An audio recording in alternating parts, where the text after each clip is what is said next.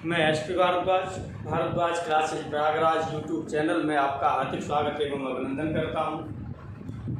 आज हम बताएंगे आपको इंटीग्रेटिंग फैक्टर के बारे में कि इंटीग्रेटिंग फैक्टर्स क्या होते हैं, और इसके बाद हम आपको बताएंगे कि लीनियर डिफरेंशियल इक्वेशन क्या होती है और उसको कैसे सॉल्व किया जाता है। चलिए इंटीग्रेटिंग फैक्टर्स के बारे में हम लोग बात करते हैं। हमारे पास एक डिफरेंशियल इक्वेशन है y dx minus X D Y equal to 0।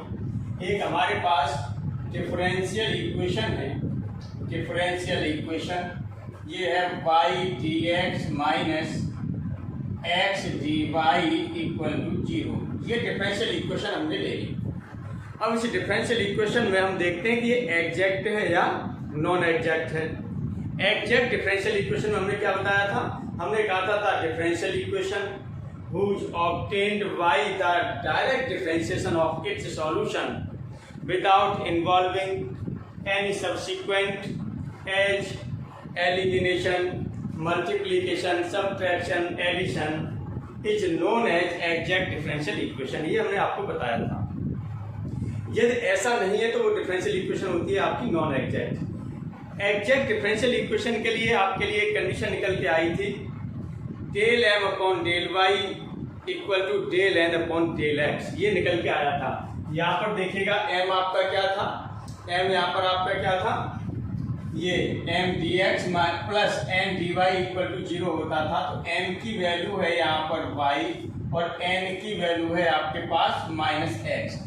अब यहाँ से आपको निकालना है क्या, del M upon del Y equal to निकालते हैं तो 1 हो जाएगा, और del N upon del X निकालते हैं तो ये आपका क्या हो जाएगा, -1 हो जाएगा। इस तरह से हम देख रहे हैं कि del M upon del y not equal to है del N upon del x. ये है इसका मतलब जो इक्वेशन है आपके पास, इसका मतलब इक्वेशन कैसी होगी, नॉन एग्जैक्ट डिफरेंशियल इक्वेशन होगी या नॉन एग्जैक्ट इक्वेशन होगी। ये है आपके पास। अब नॉन एग्जैक्ट इक्वेशन में हम क्या करते हैं, ये देखिए डिफरेंशियल इक्वेशन हमारे पास कौन सी है, y dx minus X D Y equal to 0। ये डिफरेंशियल इक्वेशन है। यदि इसमें हम क्या करें, 1 अपॉन बाई स्क्वायर से मल्टीप्लाई कर दें, यानी यदि इसी डिफरेंशियल इक्वेशन में आप लिखते हैं y dx minus X D Y differential equation लिखी और इसमें आपने यदि 1 अपॉन वाई स्क्वायर से मल्टीप्लाई कर दें तब भी जो आपका 0 रहता है। अब यहाँ पर आप देखते हैं तो ये इक्वेशन जो आपकी कन्वर्ट हो जाती है, किसमें कन्वर्ट हो जाती है, एग्जैक्ट डिफरेंशियल इक्वेशन में कन्वर्ट हो जाती है। किसमें कन्वर्ट हो जाती है, एग्जैक्ट डिफरेंशियल इक्वेशन में। और ये किसका डायरेक्ट डिफरेंशिएशन होता है, ये जो डायरेक्ट डिफरेंशिएशन आपका होता है वो किसका होता है, एक्स अपॉन वाई का। आप यहाँ से देख लेंगे एक्स अपॉन वाई का, यही जो डायरेक्ट डिफरेंशिएशन हो रहा है वो किसका हो रहा है, एक्स अपॉन वाई का हो रहा है। और ये जो डिफरेंशियल इक्वेशन आपकी हो रही है वो कैसी हो रही है, एग्जैक्ट हो रही है। यहाँ से निकाल के देख लीजिएगा, यही आएगा, या इसको ब्रेक करके देख लीजिए। यहाँ से क्या होगा, फर्स्ट फंक्शन ये इसका डिनोमिनेटर छोड़ते हैं, न्यूमिनेटर का डिफरेंशिएशन माइनस न्यूमिनेटर छोड़ते हैं, डिनोमिनेटर का डिफरेंशिएशन अपॉन डिनोमिनेटर का स्क्वायर, ये होता है, ये एग्जैक्ट होती है। अब एक मान लीजिए दूसरा आपने क्या किया, अब यहाँ पर आपने डिफरेंशियल इक्वेशन देखिए आपके पास यही है ये, और ये है आपके पास y dx minus X D Y differential equation आपके पास वही है। लेकिन अब इसमें जो हम मल्टीप्लाई कर रहे हैं वो किसका, 1 अपॉन एक्स स्क्वायर का यदि मल्टीप्लाई कर देते हैं, यदि इसमें हम 1 अपॉन एक्स स्क्वायर का मल्टीप्लाई कर देते हैं तब भी ये 0 ही रहेगा। लेकिन अब ये किसका डायरेक्ट डिफरेंशिएशन हो रहा है, ये भी देख लीजिएगा, ये डायरेक्ट डिफरेंशिएशन हो रहा है वो किसका हो रहा है। अब देखिएगा यहाँ पर एक्स स्क्वायर नीचे आ रहा है तो सीधी सी बात है जो डिनोमिनेटर होगा वो क्या होगा, अपॉन में होगा, यानी अब एक्स में अपॉन होगा और वाई का होगा ऊपर होगा। तो इस तरह से इसे देखेंगे तो नेगेटिव वैल्यू आपकी साथ में आ जाएगी, और ये आप लिख सकते हैं डी डिफरेंशिएशन जो आपका ये हो रहा है, आगे चाहे तो आप यहाँ माइनस लगा सकते हैं और ये हो जाएगा आपका y अपॉन एक्स, इसका डिफरेंशिएशन हो रहा है। अब आगे और हम लोग बात करते हैं, आपके पास देखिएगा डिफरेंशियल इक्वेशन यही है, y dx minus X D Y differential equation आपके पास यही है। लेकिन इसमें जो अब हम मल्टीप्लाई कर रहे हैं वो दूसरे का कर रहे हैं, किसका कर रहे हैं, मान लीजिए हम इसमें मल्टीप्लाई कर रहे हैं 1/xy का, 1/xy का यदि हम मल्टीप्लाई करते हैं तब भी ये आपका 0 ही रहेगा, लेकिन ये फिर आपका एग्जैक्ट में कन्वर्ट होगा। अब देखिए किस में ये कन्वर्ट हो जाएगा, यहाँ से ये अब आप देख लीजिए। तो जो ये कन्वर्ट आपका होता है वो किस में कन्वर्ट होता है, डिफरेंशिएशन ऑफ, हम लिख सकते हैं log x/y, ये आपका होता है d log x/y, इसका होता है ये। यानी देखिए यहाँ पर भी ये एग्जैक्ट हो गई इस तरह से, यहाँ पर भी ये क्या होगी आपके पास एग्जैक्ट होगी। इसी तरह से और भी हम इसका एक मल्टीप्लाई करके देख लेते हैं। क्या मल्टीप्लाई करते हैं यहाँ पर 1/x² + y² से मल्टीप्लाई करके देख लेते हैं। डिफरेंशियल इक्वेशन आपके पास वही है, ये y dx - x dy, और इसमें मल्टीप्लाई जो कर दिया है वो 1/x² + y² का ये मल्टीप्लाई किया है। अब इक्वल टू 0 ही रहेगा, लेकिन ये डायरेक्ट डिफरेंशिएशन हो रहा है। अब ये किसका डायरेक्ट डिफरेंशिएशन हो रहा है, ये किसका डायरेक्ट डिफरेंशिएशन हो रहा है। अब यहाँ पर देख लीजिएगा y dx है -x dy है, और इसके पूरे के यदि आप लिखना चाहें तो आप लिख सकते हैं x² + y²। तो जो डायरेक्ट डिफरेंशिएशन होगा वो tan इनवर्स x/y का होगा। तो ये डायरेक्ट डिफरेंशिएशन होगा, tan इनवर्स x/y का डायरेक्ट डिफरेंशिएशन होगा। इसका मतलब ये भी फिर आपकी क्या हो जाती है, एग्जैक्ट डिफरेंशियल इक्वेशन हो जाती है। यही आपने एग्जैक्ट में पढ़ा था। एग्जैक्ट डिफरेंशियल इक्वेशन में आपने क्या पढ़ा था, the differential equation which obtained by the direct differentiation of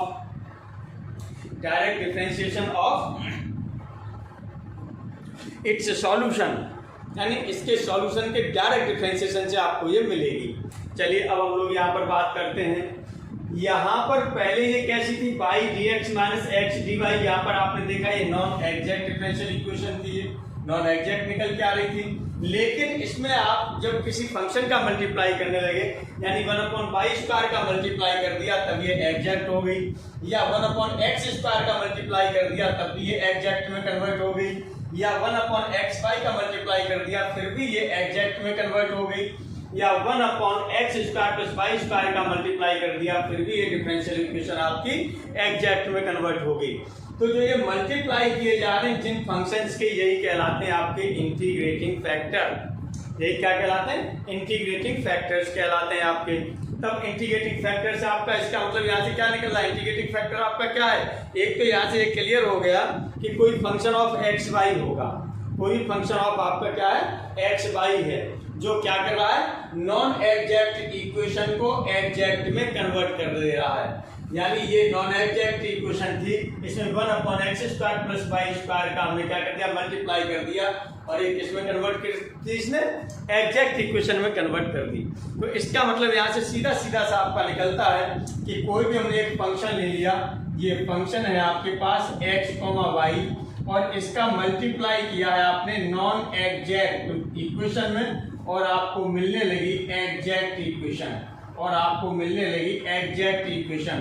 तो यहाँ पर जो ये फंक्शन ऑफ एक्स वाई होता है, ये फंक्शन ऑफ एक्स वाई, यही आपका क्या कहलाता है, इंटीग्रेटिंग फैक्टर कहलाता है, इंटीग्रेटिंग फैक्टर कहलाता है। चलिए तब इंटीग्रेटिंग फैक्टर की डेफिनेशन क्या होगी, इंटीग्रेटिंग फैक्टर एक फंक्शन होता है, इंटीग्रेटिंग फैक्टर क्या होता है, एक फंक्शन होता है जो नॉन एग्जैक्ट इक्वेशन को एग्जैक्ट इक्वेशन में कन्वर्ट कर देता है, किसके द्वारा, अपने मल्टीप्लिकेशन के द्वारा। यानी ये जो इंटीग्रेटिंग फैक्टर है, मैंने आपको बताया एक ये क्या है, इंटीग्रेटिंग फैक्टर की बात कर रहे हैं, तो ये एक फंक्शन होता है जो क्या करता है, कन्वर्ट कर देता है नॉन एग्जैक्ट इक्वेशन को एग्जैक्ट इक्वेशन में। तो इस तरह से क्या लिख सकते हैं, a function which converted non exact equation into exact equation is by the multiplication in non exact equation. Non exact equation में मल्टीप्लिकेशन के द्वारा उसे किसमें कन्वर्ट कर देता है, एग्जैक्ट इक्वेशन में कन्वर्ट कर देता है, तो वो आपका होता है इंटीग्रेटिंग फैक्टर। अब चलिए इंटीग्रेटिंग,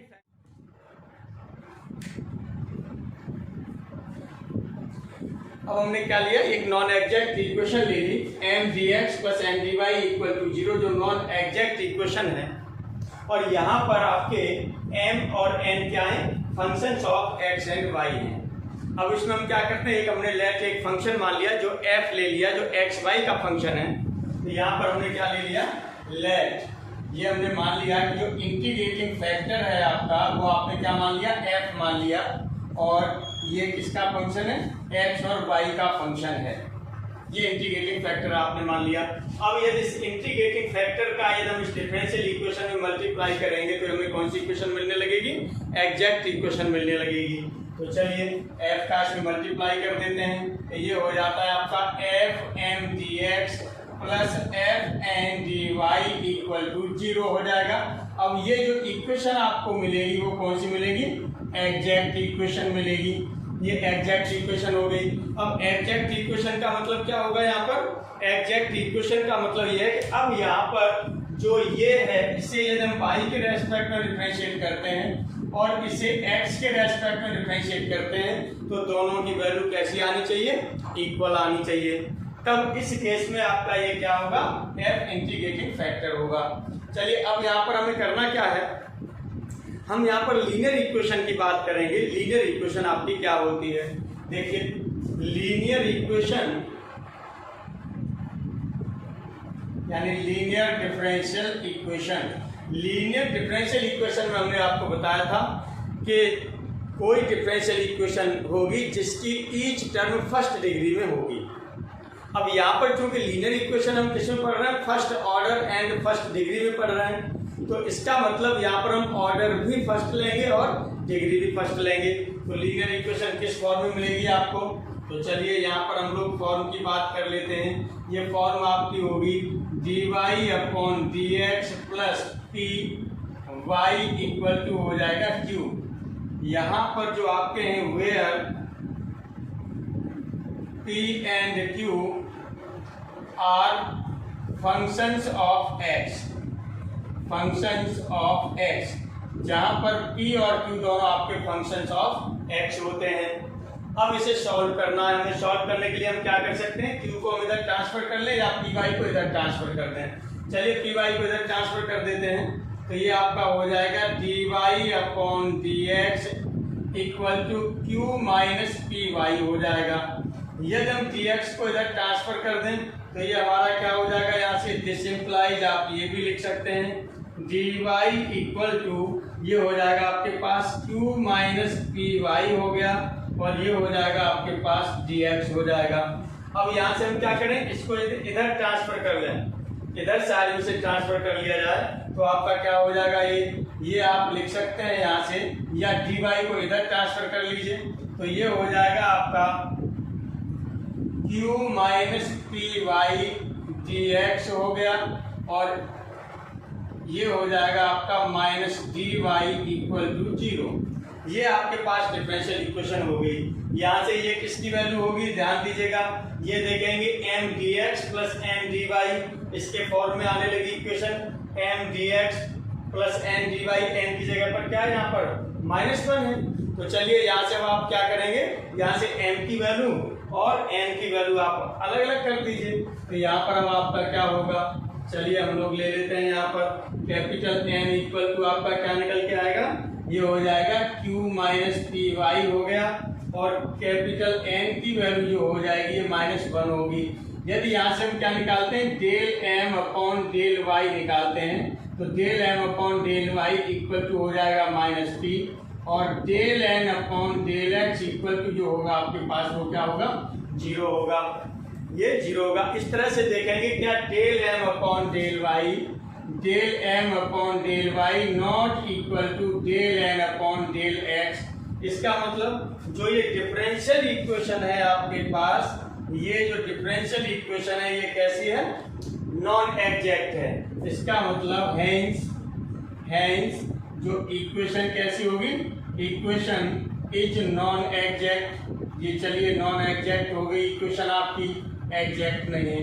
एग्जैक्ट नहीं है तब हमें इसका क्या निकालना होता है, इंटीग्रेटिंग फैक्टर निकालना होता है।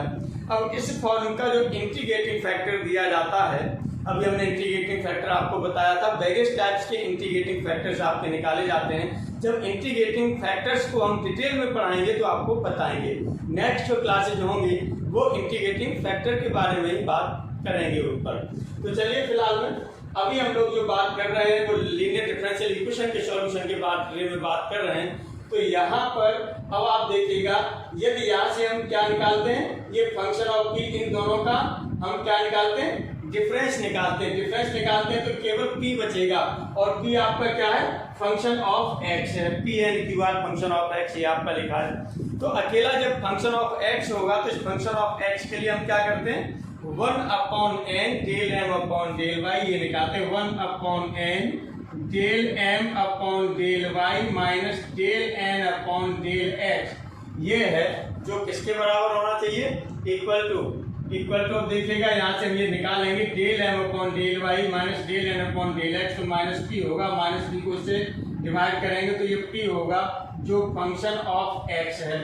तो इस केस में जो इंटीग्रेटिंग फैक्टर निकल के आता है, मैंने आपसे बताया कि इंटीग्रेटिंग फैक्टर्स हम निकालना बताएंगे नेक्स्ट लेक्चर्स में। अब यहाँ पर अभी हम कंप्रोमाइज करके चल रहे हैं, हम ये मान के चल रहे हैं जो यहाँ पर इंटीग्रेटिंग फैक्टर है आपसे आता है ये मान के चल रहे हैं, ठीक। तो यहाँ इंटीग्रेटिंग फैक्टर जो इस केस के लिए होता है ये याद रखिएगा, जो फंक्शन ऑफ x बचता है तो इसके लिए इंटीग्रेटिंग फैक्टर जो आपका हो जाता है वो होता है e की पावर इंटीग्रेशन p dx, ये निकल के आता है इंटीग्रेटिंग फैक्टर, ये निकल के आता है इंटीग्रेटिंग फैक्टर। अब यदि इस इंटीग्रेटिंग फैक्टर का हम क्या करते हैं, मल्टीप्लाई करते हैं, इसी इंटीग्रेटिंग फैक्टर का क्या करते हैं, मल्टीप्लाई करते हैं किसमें, इस इक्वेशन में। तो ये इक्वेशन किसमें कन्वर्ट हो जाएगी, एग्जैक्ट डिफरेंशियल इक्वेशन में कन्वर्ट हो जाएगी। तो चलिए इसका हम यहाँ पर मल्टीप्लाई,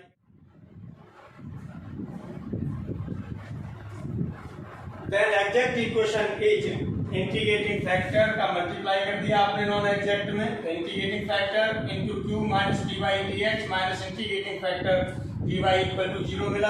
इंटीग्रेटिंग फैक्टर की यहाँ पर आप वैल्यू लगा लीजिए, e की पावर इंटीग्रेशन p dx और ये q minus p y D x minus integrating factor की वैल्यू है आपकी e integration p dx dy equal to आपका हो गया 0। अब यहाँ से आप क्या करेंगे, इसे अलग अलग कर दीजिए यहाँ पर, तो ये अलग अलग करेंगे तो ये आपका हो जाएगा q e to the power integration p dx हो जाएगा, और ये हो जाएगा minus p by e to the power integration p dx हो गया, और ये हो गया minus e to the power integration p dx dy equal to 0। अब यहाँ पर जो ये टर्म है इस टर्म को हम इधर कर दें या फिर इस टर्म को उधर कर दें, दोनों साइड पॉजिटिव कर दें, एक ही बात है। यदि इसको इधर ले जाएंगे तो पॉजिटिव हो जाएगा, चलिए ऐसे कर लेते हैं। तो हो जाएगा q e to the power integration p dx ये dx इक्वल टू, ये दोनों टर्म दूसरी साइड में जाएंगी, कैसे हो जाएंगी, पॉजिटिव हो जाएंगी। तो हो जाएगा p by e to the power integration p dx ये dx हो गया, प्लस और यहाँ पर इसे लिख सकते हैं e to the power integration p dx dy हो गया, ये हो गया। इस टर्म को हम इधर लिख लें और इसे पहले लिख लें, इसे बाद में लिख लें, तब आपका क्या हो जाएगा, देखिए e to the power integration p dx dy plus ये हो गया p by e to the power integration p dx और इक्वल टू ये हो गया q e to the power integration p dx और ये dx, ये हो गया आपके पास। अब यहाँ पर हम देखेंगे तो ऐसा लग रहा है जैसे हमने यहाँ पर यदि क्या हुआ हो, पहला फंक्शन छोड़े सेकंड का डिफरेंशिएशन, यानी पहला फंक्शन आपने ये मान लिया, सेकंड फंक्शन आपका क्या हो गया, बाई हो गया। पहला फंक्शन छोड़ा सेकंड का डिफरेंशिएशन प्लस सेकंड बाई को छोड़ा पहले का डिफरेंशिएशन, तो e की पावर इंटीग्रेशन px का e की पावर इंटीग्रेशन px होगा, इसका डिफरेंशिएशन करेंगे तो p आएगा। इसका मतलब जो ये वैल्यू हमको मिल रही है वो क्या वैल्यू मिल रही है, डिफरेंशिएशन हो रहा है। किसका डिफरेंशिएशन हो रहा है, y into e to the power integration p dx का डिफरेंशिएशन हो रहा है जी, और इक्वल टू, अब इसको भी यदि हम डिफरेंशिएशन के फॉर्म में लिखना चाहें तो हम क्या कर सकते हैं, एक बार यहाँ इंटीग्रेशन लगा दें, एक बार डिफरेंशिएशन लगा दें, तो ये हो जाएगा d डिफरेंशिएशन लगाया और इंटीग्रेशन आपका क्या हो जाएगा, ये हो जाएगा q e to the power integration p dx और ये हो गया आपके पास dx। अब दोनों साइड को हम क्या कर देंगे, इंटीग्रेट कर देंगे, दोनों साइड को इंटीग्रेट कर दीजिए। तो इंटीग्रेट करेंगे दोनों साइड को, तो इंटीग्रेट करने पर आपको क्या मिलेगा, y ये आपका हो जाएगा y into e to the power integration p d x equal to, ये आपका कितना हो जाएगा यहाँ से, ये हो जाएगा आपका integration q e to the power integration p d x, और ये आपका हो गया डी एक्स। जब इसी को और हम लिखना चाहें तो क्या लिख सकते हैं, यानी यही आपका क्या हो रहा है, जनरल सॉल्यूशन हो रहा है, और इसे लिखना चाहें तो जनरल सॉल्यूशन आप यहाँ पर इसको इंटीग्रेटिंग फैक्टर के फॉर्म में लिख सकते हैं। तो ये हो जाएगा integrating factor into y equal to ये आपका क्या हो जाएगा, यहाँ से ये होगा q integration q into integrating factor, और ये आपका हो जाएगा dx, और प्लस एक इंटीग्रेशन किया तो आप एक कांस्टेंट जोड़ दीजिए। तो इस तरह से ये इसका क्या होगा, आपका जनरल सॉल्यूशन होगा। अब इस पर हम एक क्वेश्चन लेके चलते हैं। देखिए अब हम लोग क्वेश्चन लेते हैं। ये लिया आपने n integrating factor of the differential equation 1 minus x square d y upon d x minus x y equal to 1 is first option minus x, second option minus x upon 1 minus x square, third option under root 1 minus x square, और fourth option 1 by 2 log 1 minus x square.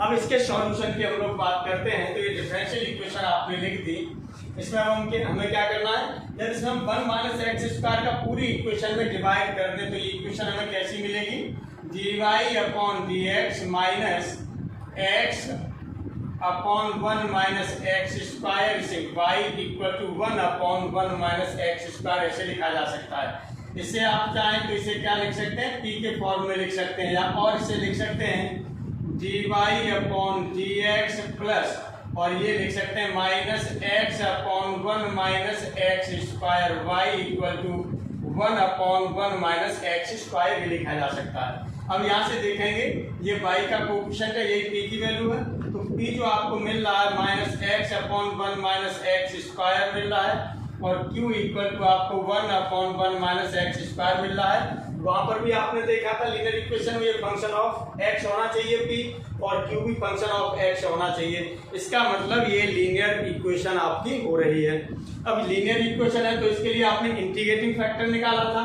Integrating factor आपने क्या निकाला है, integrating factor equal to आपका क्या होता है, e की पावर इंटीग्रेशन, ये होता है p dx। चलिए इक्वल टू e की पावर इंटीग्रेशन p की वैल्यू आपने लगा दी minus x upon 1 minus x square dx हो गया। अब हम यहाँ पर लेना चाहें तो क्या कर सकते हैं, यहाँ से माइनस को हम इधर अंश में ही ले जाएं, यानी डिनोमिनेटर में ले जाएं, और 2 का इसमें ऊपर नीचे मल्टीप्लाई कर दें, तभी आपका किस में कन्वर्ट हो जाएगा, equal to e to the power, आपने 2 का ऊपर नीचे मल्टीप्लाई किया, चलिए तो 1/2 लिख दिया मैंने, यहाँ क्या लिख दिया 1/2 लिख दिया। इंटीग्रेशन क्या हो जाएगा, माइनस 2x हो गया upon 1 minus x square dx हो गया। अब हम देखते हैं यदि कोई इंटीग्रेशन है उसमें डिनोमिनेटर का डिफरेंशिएशन यदि न्यूमिनेटर में है, यानी अंश का डिफरेंशिएशन हर में होता है, तो उसका इंटीग्रेशन लॉग हर होता है। तो इस तरह से यहाँ पर हम देखेंगे इसका डिफरेंशिएशन ये माइनस 2x है, तो integrating factor equal to e to the power 1/2, और ये हो जाएगा log 1 माइनस एक्स स्क्वायर। इस तरह से आप देखेंगे तो ये आपका हो जाएगा e to the power log under root 1 minus x square हो जाएगा। अब देखिएगा ये वैल्यू किसके इक्वल होती है ये हमको देखना है, यानी e की power log 1 minus x square किसके इक्वल ये वैल्यू होगी, इसके बारे में हम बात करते हैं। तो ध्यान से इधर देखिएगा, छोटी सी चीज यहाँ पर मैं ले रहा हूँ, इधर समझा दे रहा हूँ। यहाँ पर देखिएगा हमने मान लिया कि ये t की वैल्यू है, यानी t इक्वल टू आपने ले लिया e to the power log under root 1 minus x square, ये ले लिया। अब दोनों साइड का log ले लीजिए, तो ये हो जाएगा log t इक्वल टू ये log जो पावर है कहाँ पर आ जाएगी, log लेने पर, चलिए यहाँ लिख दीजिए ऐसे log e की पावर, ये हो जाता है log under root 1 minus x square base e हो रहा है। अब देखिए पावर है, पावर कहाँ आ जाती है, आगे आ जाती है, तो log t इक्वल टू ये हो जाएगा log under root 1 minus x square हो गया, और log e बेस e हो गया, तो इसकी वैल्यू कितनी हो जाएगी 1 होती है। तो इस तरह से आप देखेंगे log t equal to log under root 1 minus x square होती है, तो t इक्वल टू इस तरह से आपका हो जाएगा अंडर रूट में 1 माइनस एक्स स्क्वायर। यानी आप यहाँ से सीधा सा समझ लीजिएगा, ये e की पावर लॉग के फॉर्म में है, यानी लॉग जो भी होगा तो जो होता है वही आपका क्या हो जाता है, वैल्यू के फॉर्म में आ जाता है। यानी इसको हम लिख सकते हैं under root 1 minus x square, ये लिख सकते हैं। अब ये देखिएगा कौन सा ऑप्शन सही है आपका, थर्ड ऑप्शन सही है, ये थर्ड ऑप्शन सही है। ये एग्जाम में पूछा हुआ क्वेश्चन है, आप लोगों के एग्जाम में पूछा हुआ क्वेश्चन है, थर्ड ऑप्शन सही है। सपोज कर लीजिएगा यदि वो इसका सॉल्यूशन पूछ दे, तब यदि आपसे सॉल्यूशन पूछ देता है तब क्या करेंगे, तो मैं इसके सॉल्यूशन के बारे में अब आपसे बात करने जा रहा हूँ। ये एक्स्ट्रा मान लीजिए, इसी में सॉल्यूशन के बारे में मैं बात करने जा रहा हूँ। तो चलिए सॉल्यूशन के बारे में क्या करते हैं, जनरल सॉल्यूशन आप लिखते हैं। तो ये जनरल सॉल्यूशन क्या हो जाएगा, जनरल सॉल्यूशन में आपने क्या लिखा था, इंटीग्रेटिंग फैक्टर इनटू आपने लिखा है y और equal to integration q into integrating factor, और ये आपने लिखा था dx और प्लस एक कांस्टेंट लगा दिया था। इंटीग्रेटिंग फैक्टर आपके पास क्या है, under root 1 minus x square है, तो यहाँ पर आपने वैल्यू लगा दी under root 1 minus x square हो गया, और ये हो गया आपका y इक्वल टू ये q की वैल्यू आपकी क्या थी, q की वैल्यू आपकी ये है 1/1 माइनस एक्स स्क्वायर। तो चलिए 1/1 माइनस एक्स स्क्वायर ये लगा दिया। इंटीग्रेटिंग फैक्टर की value under root 1 minus x square, अब ये dx प्लस c हो गया। अब यहाँ पर देखिएगा, यहाँ पर ये और ये है, तो यहाँ पर आपका क्या होगा, इसका स्क्वायर ये हो रहा है, तो यदि इसे हम सॉल्व करते हैं तो ये हो जाएगा आपका इंटीग्रेशन, ये sorry under root 1 minus x square into Y equal to integration, ये होगा 1/1 माइनस एक्स स्क्वायर, ये किसमें होगा, अंडर रूट में, ये अंडर रूट में हो गया dx प्लस c। अब हम जानते हैं ये इंटीग्रेशन किसका होता है, ये इंटीग्रेशन होता है आपका साइन इनवर्स x का। ये इंटीग्रेशन किसका है, साइन इनवर्स x का है। तो चलिए यहाँ साइन इनवर्स x लगा दीजिए, तो इस तरह से आपका ये हो जाएगा under root 1 minus x square into Y equal to ये हो जाएगा आपका साइन इनवर्स x और प्लस आपने लगा दिया c, ये लगा दिया। यदि आप चाहें तो c को इधर ट्रांसफर कर सकते हैं, एक तो आपका आंसर इस फॉर्म में भी लिख सकते हैं, यही लिख सकते हैं, और यदि इसे आगे बढ़ाना चाहें तो साइन इनवर्स के फॉर्म में लिख सकते हैं, ये साइन x के फॉर्म में, सॉरी साइन इनवर्स को भी ट्रांसफर कर दीजिए साइन के फॉर्म में, तो c को आप इधर ले जाएंगे, तो ये हो जाएगा sine inverse x equal to y under root 1 minus x square और माइनस c, माइनस भी लिखा जा सकता है प्लस भी लिख सकते हैं, क्योंकि यहाँ पर कोई एक नया कांस्टेंट आ जाएगा तो प्लस भी लिख सकते हैं माइनस भी लिख सकते हैं, कोई भी लिख देंगे कोई फर्क नहीं पड़ेगा, क्योंकि वो एक नया कांस्टेंट आएगा, नया कांस्टेंट के कन्वर्ट कर दीजिए चाहे, कोई दिक्कत नहीं। चलिए अब यहाँ से हम क्या करते हैं, x की वैल्यू निकालेंगे, तो साइन इनवर्स को इधर ट्रांसफर कर दें, तो x इक्वल टू हो जाएगा आपका साइन, और ये होगा y under root 1 minus x square, और ये हो जाएगा माइनस c। इस तरह से ये आपका क्या हो गया, आंसर हो गया।